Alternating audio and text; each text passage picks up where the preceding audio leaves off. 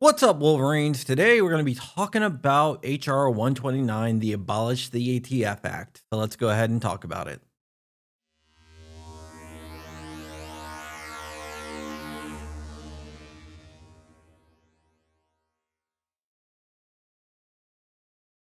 Today we're going to be talking about HR 129, also known as the Abolish the ATF Act. It was brought forth by Lauren Boebert, who represents the 4th Congressional District in Colorado.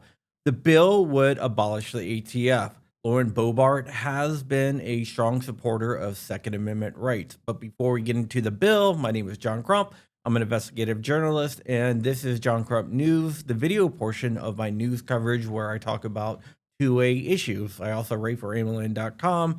And if you can do me a big favor, like, comment, and subscribe, there's also plenty of ways you can help support the channel below. Okay, now let's get back into this bill.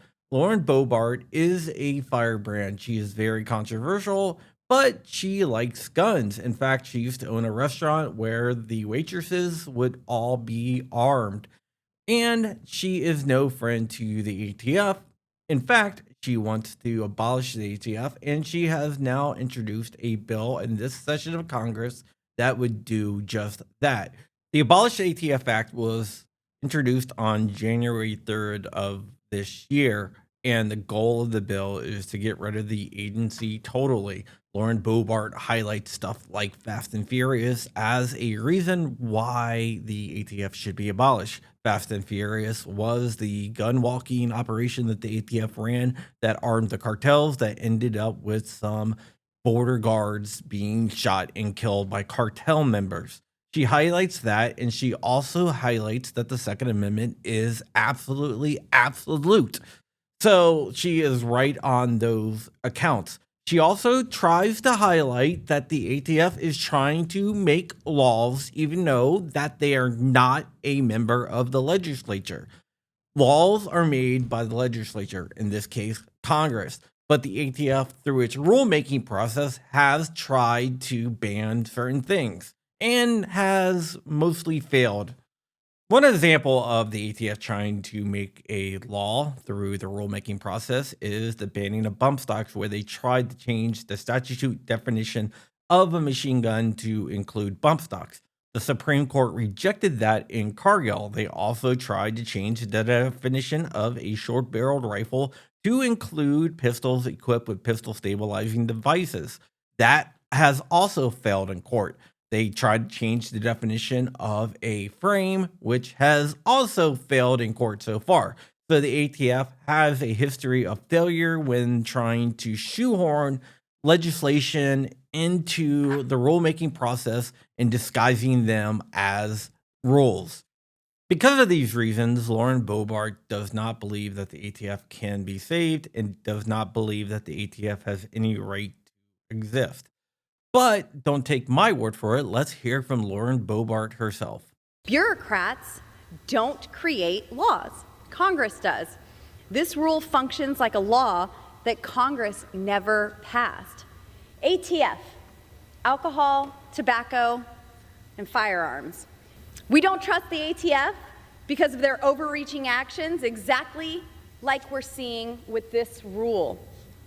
Instead of providing regulations that keep our communities safe, this agency has made our communities more dangerous by laundering weapons to the cartels.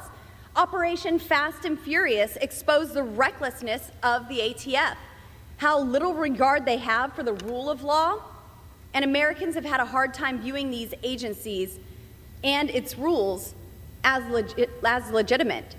Gun-free zones are the most dangerous places in our country. The Second Amendment is absolute, and it's here to stay. The ATF has suffered from mission creep. The ATF originally was under the Department of Taxation, which is now known as the IRS. They were called revenuers because that's what they did. They collected taxes on alcohol and tobacco. In fact, if you watch old movies from the moonshine era, you will see revenuers chase moonshiners. Those were the original ATF agents. They have shifted their focus from alcohol and tobacco to a constitutionally protected item known as arms, such as firearms, which was never their main purpose.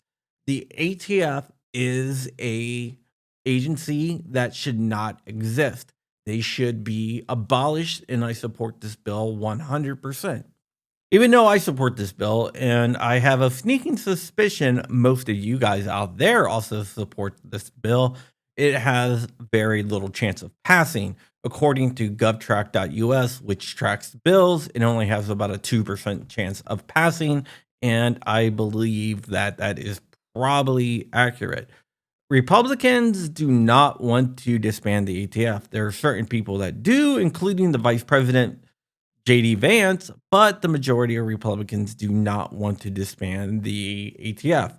Even if the majority of Republicans did want to disband the ATF, they would have a hard time getting it through the Senate. The House, they could get it through because all you need is a simple majority there to get something passed.